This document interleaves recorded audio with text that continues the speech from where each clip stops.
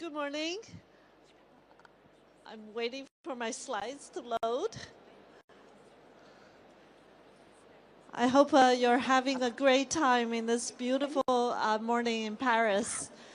Could I please have my slides? Okay, thank you so much. Good morning, everyone. I'm truly honored and excited to be here with all of you this week and to be delivering this opening speech. And I really look forward to some of the most action-packed discussions and possibly even decisions. So for many of us, AI is often framed as a story of technology and the modern world, and certainly a story of the future. That's why all of us are here. But for me, it's also a story that reaches so far into the very beginning of all of our existence that it started 500 million years ago. It was such a distant time that the very notion of sight didn't yet exist. In fact, the eyes themselves had yet to evolve, and not a single living thing laid eyes on this world, leaving all life in the darkness you see on the screen now. Of course, 500 million years of history is a little long to unpack in about 10 minutes. So here is the TLDR.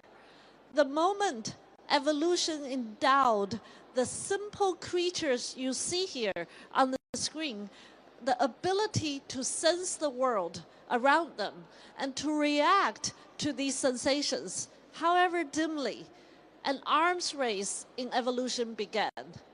What started as a passive experience, the simple act of letting in light, soon become much richer and far more active.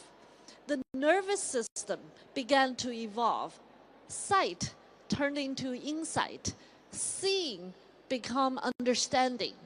Understanding led to action. And all these give rise to intelligence. And this would reshape the very nature of life on Earth forever. Today, fast forward 500 million years later, human intelligence has led our species to imagine and shape the way we work and live in every possible ways. And we're no longer satisfied with just having nature's gift of intelligence. Our curiosity now urges us to create machines that are just as intelligently as all of us, if not better. Hence, the quest of the seminal technology that we are talking about this week began in the mid-20th century. Alan Turing, a great mathematician in UK, was so prescient that even before computers existed, he was already grappling with the philosophy of endowing them with the cognitive ability rivaling our own. To me, his writing has always been a dare, daring humanity to be bold enough to imagine thinking machines as he had imagined. The very same spirit of curiosity and ambition also gripped early computer scientists in America, who not only convened the first research project to explore possibilities of thinking machines, they also coined the term artificial intelligence itself in the steamy summer of 1956, decades before it reached public consciousness. And this is the screenshot of the very research paper they wrote for this workshop. Admittedly, what was really amusing is they think that in 2 months they would solve a huge part of this problem and unravel the mystery of intelligence. Maybe they were a little optimistic, but you have to admire their audacity. Today, we're 820 months into that 2-month project, but we made some solid progress. Another misconception of AI is that it's simply a matter of computers and engineering, when in fact it has always been a multidisciplinary pursuit of incredible vibrance. The modern AI era that we are living in now is a result of the convergence of three profoundly important yet distinctive technological and scientific advances. First is the study of perceptual algorithms, how living creatures like animals or even ourselves make sense of the world around us, and eventually the creation of mathematical models that allow machines after Alan Turing's daring conjecture at the Dartmouth AI Summer Workshop.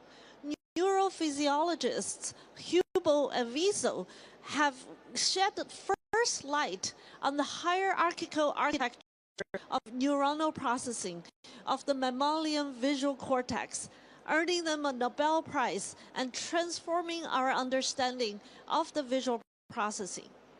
Around then, psychologist Frank Rosenblatt built one of the first prototypes of neural network called perceptron.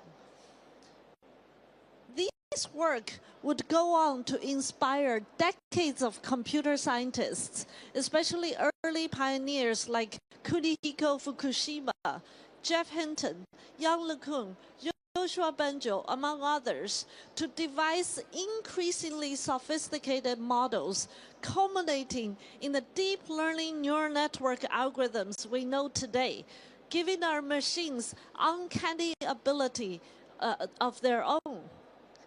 At the same time, a second thread started to emerge.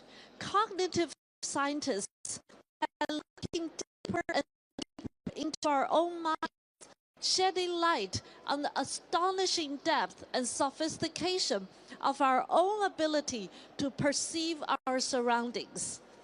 A clear conclusion of their work was that there is no separating our brains from the environments in which they evolved from. Brains are simply machines locked away in the darkness of our skulls, but eager students learning from each glimpse of light, tinge of touch, whisper of sound from the earliest moment of life. For me, in particular, as a scientist coming of age at the dawn of the 21st century, when perceptual algorithms were almost the sole focus of my field, the lesson of the cognitive science was one of scale. The evolutionary and developmental process have benefited from an enormous amount of data to drive our own learning.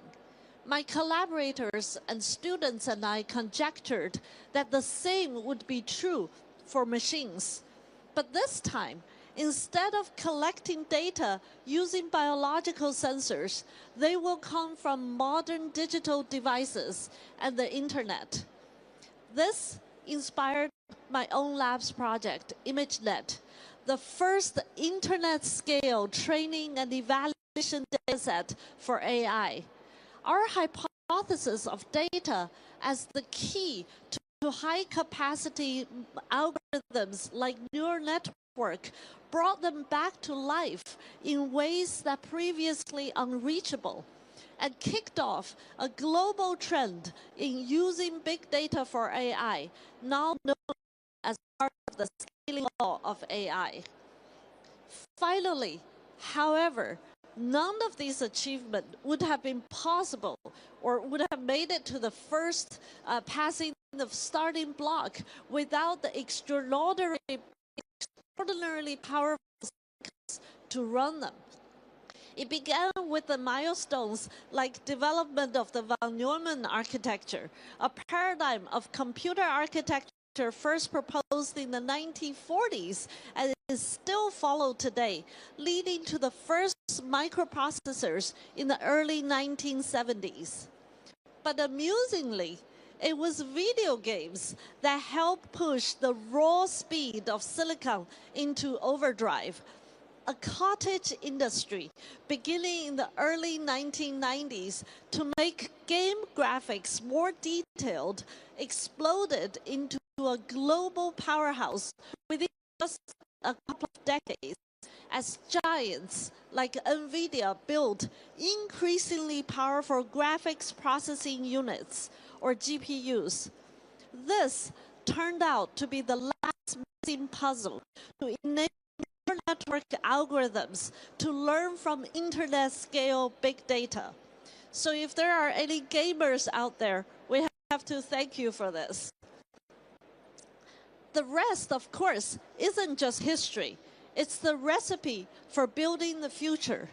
In 2012, at the ImageNet Challenge my lab has pioneered, each of these three ingredients, algorithms, data, and compute, came together for the first time at a scale big enough to transform my field almost overnight. It was the first time machines could understand and reliably describe contents of images, millions and millions of them. It's something we now take for granted today, but it was an unsolved problem at the time, an ability that felt like science fiction. And it was the first domino piece to fall in a progression of milestones that only seemed to come faster and faster as the years passed by. Now, over a decade later, we're still exploring the implication of what this all means.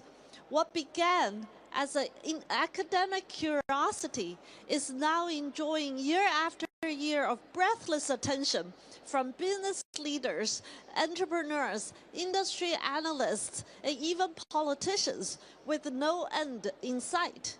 We're now a decade or so into what historians would surely refer as the first true era of AI.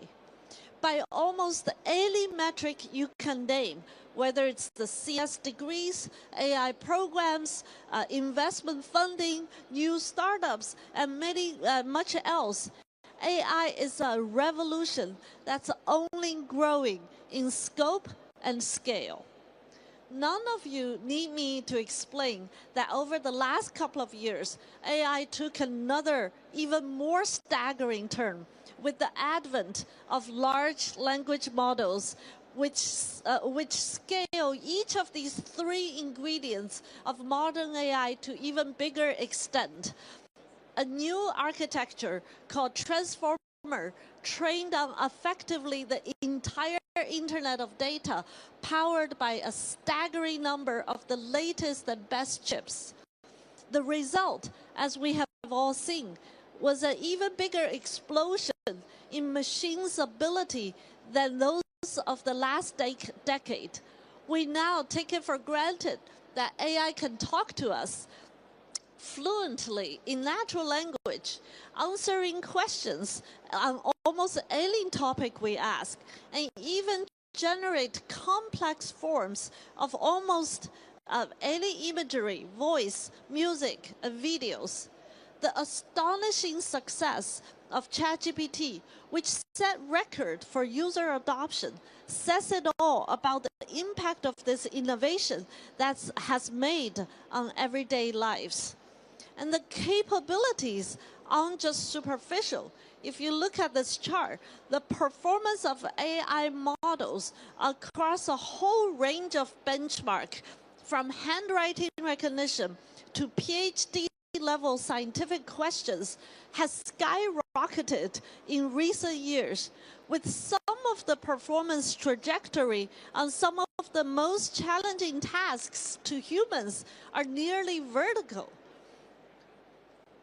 And starting from the fluency of languages, large language models are now taking on a more active role in problem solving, breaking down tasks and planning steps towards achieving goals in real world. Agentic AI, as many are calling it now in 2025, is the latest chapter of this consequential technology for many users and businesses. But there is still more yet to outcome. There is more than language intelligence. Think about humans and our holistic being as an intelligent being. A new chapter is dawning, one in which the capacity for idle perception is expanding into something far more active. In my own world of cameras and robots, AI is starting to create, understand, reason, and interact in intangible 3D spaces. Whether digital or physical, it can be used to interact with people and things, and we call this spatial and embodied intelligence. Take an image like this one as an example. Our visual intelligence make it easy for us to recognize everything that's in it. The cat, the potted plant, the table, and of course, that glass of milk. But is that really all perception our perception is giving us? I'm willing to bet if some of you look at this picture, there's more than a few of you are just understanding this image, but also you're dying to reach out and grab the glass of milk before it shatters over the floor. This is a trivial example, but it highlights how profound the difference is from merely observing to acting. It illustrates the inflection point I believe we're about to be reaching, at which AI goes from an observer to an actor alongside us. In fact, with respect to my hero, Alan Turing, I now believe his vision of the future was too narrow and too inward-facing. Evolution itself has taught us unequivocally that the real power of intelligence isn't merely to think, but to drive action with those thoughts. Just think about how much humans' spatial intelligence has empowered us to build our civilization, from ancient pyramids to industrial revolution, from scientific discovery to artistic expression. How will our relationship with the world around us change even further when AI expands our spatial and embodied intelligence? What will it help us to create and discover? What kind of future are we already in the process of building? Well, here's a glimpse of the rapidly evolving technology of spatial intelligence. I'm showing you here 4 examples by my students at Stanford and colleagues at World Labs, ranging from the upper left panel is the semantic labeling of complex everyday videos, to the upper right panel, artistic style transfer, to the lower left panel, generative AI algorithms creating videos from text prompts, to the lower right panel, making 3D worlds from any image. And that's right, you're indeed seeing the beloved painting by Van Gogh of a French cafe brought into an imaginary 3D world by our generative AI models. And equally exciting, robotics, a form of embodied AI, is also rapidly advancing. These 2 work from my lab are the latest example of combining robotic learning with large language and vision models, allowing robots to perform everyday human tasks in much more open, realistic settings compared to the previous generation of robots that were highly programmed and choreographed. These are exciting possibilities. But if AI were truly become not only thinking machines, but also doing machines, our collective responsibility in shepherding this technology becomes even more urgent and important. I don't think it's an exaggeration to say all this has brought us to a moment of civilizational consequences. So how are we going to navigate this? I think this is also the purpose of our gathering this week. This question has guided my work for years. While I'm certain there are no easy answers to be found, one theme continuously to run across all my work. This is what I call human-centered AI, which consists of three simple values: dignity, agency, and community. First is dignity. In the face of more and more powerful technologies, we as humans are often confronting the question of what defines us, stripping away from all the tasks we're able to do, the fundamental pride of being who we are, making decisions on our own, and conducting actions by ourselves is still central to our very being. Nothing would excite me more if this technology can help protect and even return that sense of dignity to all of us, especially to the most vulnerable. And this is an example how robotics and AI technology can one day help endow the sense of autonomy to even the most paralyzed patients. In this Stanford project by my collaborators, students, a robotic arm is controlled purely by the thoughts of the person, collected non-invasively through EEG and the recording of brain waves. Our AI algorithms are able to decode that person's thoughts and instruction and guide a robotic arm to make a full Japanese sukiyaki meal. Second is agency. A core tenet of my lab's work has been exploring applications of AI that augments what humans are capable of instead of replacing them.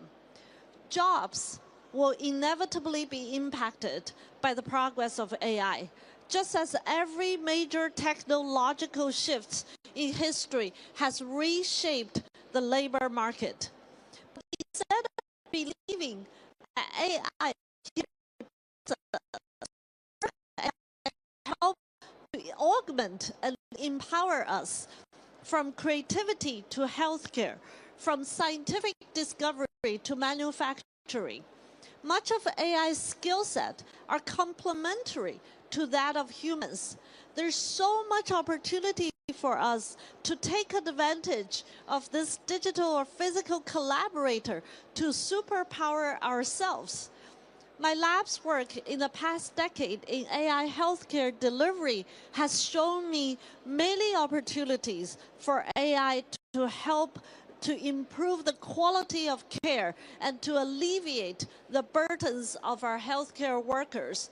Here are three examples of using smart cameras powered by AI algorithm to help hospitals to improve hand hygiene practice by clinicians, to help document patient mobility exercises, and to assist surgical instrument tracking.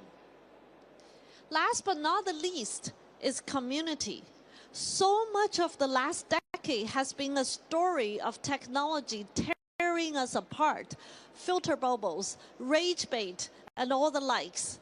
AI is at another fork in this road, with one leading to AI that overshadow real social experiences and personally tailored content that confirms our biases. But on the other path leads towards a world in which AI helps us to build better, bigger, and more robust communities, such as educational assistants that bring the ability to learn to more and more people, kids and grown-ups alike. Here's just two quick examples. On the left, the using AI and VR to support dyslexic college students as personalized learning tools. On the right is an AI expert created by University of Buffalo in the US, focusing on augmenting the shortage of speech-language pathologists to come to early intervention for children aged 3 to 10 with speech and language processing challenges. All these bring me to the last idea I would like to share with you today. At this civilizational moment, how can we work together to govern AI in a way that preserves the astonishing potential in a rational, practical, and responsible way? For starters, it's essential that we govern on the basis of science, not science fiction. From the Main Street to the Wall Street, so much of today's AI conversations are colored by sensationalism and hyperbole, resulting in misleading policies of AI governance. Instead, we need to apply a much more scientific method in assessing and measuring AI's capability and limitations, which can consequentially lead to more precise, actionable policies grounded in reality. In turn, this brings me to the second point of embracing a pragmatic attitude instead of an ideological one when it comes to AI governance. AI is poised to be a powerful technology that can help us to live and work better if used well.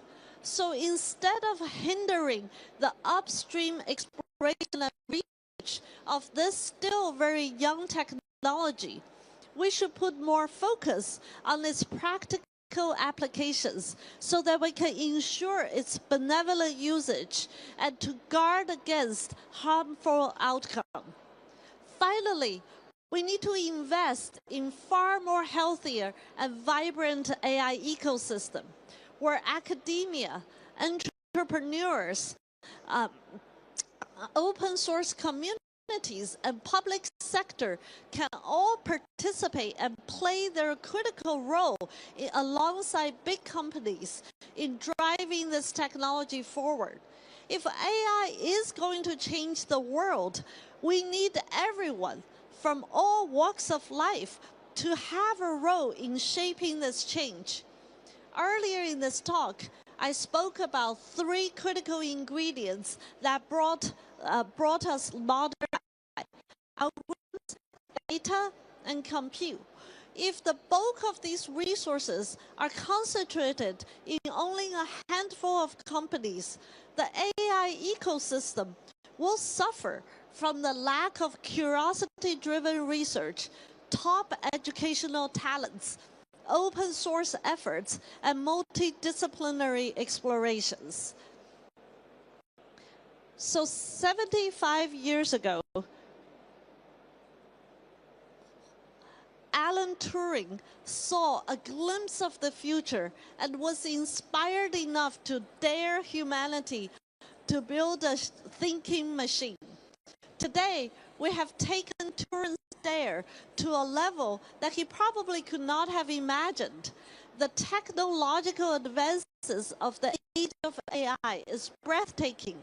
I believe time has come for a new kind of dare. Rather than simply asking if we can create AI, let's ask if we can create AI as a force of good. In short, today, I would like to dare all of us to build a human-centered AI. Thank you.